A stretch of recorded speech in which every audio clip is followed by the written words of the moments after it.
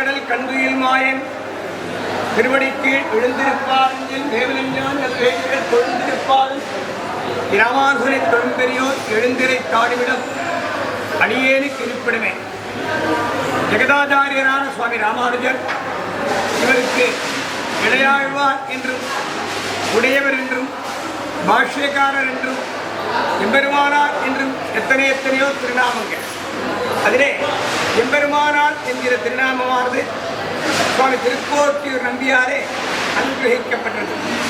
சுவாமி ராமானுஜர் திருவரங்கத்திலே எழுந்தருளியிருந்த காலத்திலே திருவரங்கத்து பெரிய பெருமாள் ராமானுஜரை அழைத்து, ராமானுஜரே நீர் திருக்கோட்டியூர் சென்று அங்கு நம்பி என்ற ஒரு பெரியவர் எழுந்தருளி இருக்கின்றார், அவர் அவதார புருஷர், அவரிடத்திலே சகல ஜீவாத்மாக்களுக்கும் நல்வாழ்வு, சோகமே இல்லாத வாழ்வு, துக்கமே இல்லாத வாழ்வு, துன்பமில்லாத வாழ்வு ஆகிய அனைத்து மங்களங்களையும் கொடுக்கக்கூடியதான ஒரு விசேஷமான மந்திரம் உள்ளது.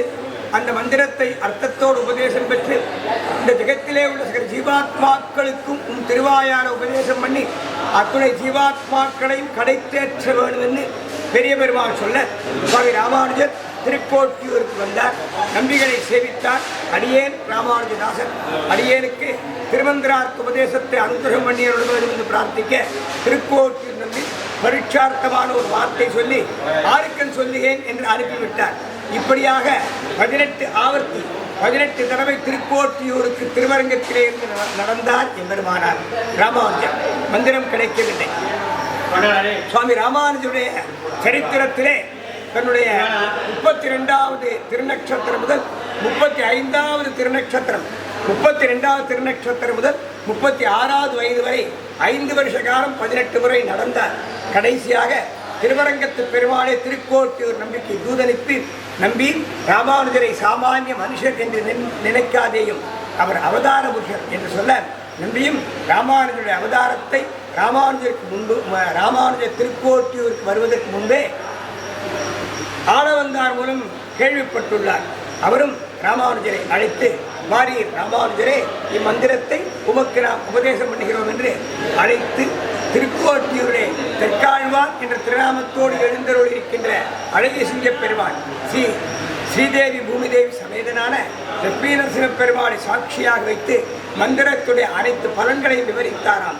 அடுத்தாற் போல மந்திரத்தை உபதேசம் பண்ணுவதற்கு முன்பு, ராமானுஜரே, இம்மந்திரத்தை உமக்கு நான் கொடுக்கின்றேன், உமக்கு உபதேசம் பண்ணுகிறேன், மற்றொருவருக்கும் சொல்லாதே கொள்வேன், வேறு யாருக்கும் சொல்லக்கூடாது என்ற ஒரு பிரமாணத்தை வாங்கிக் கொண்டு ராமானுஜருக்கு மந்திரோபதேசம் பண்ணினார். சுவாமி ராமானுஜரும் திருக்கோட்டியூர் திருவடிகளை சேவித்து மந்திரோபதேசம் பெற்றுக் கொண்டார்.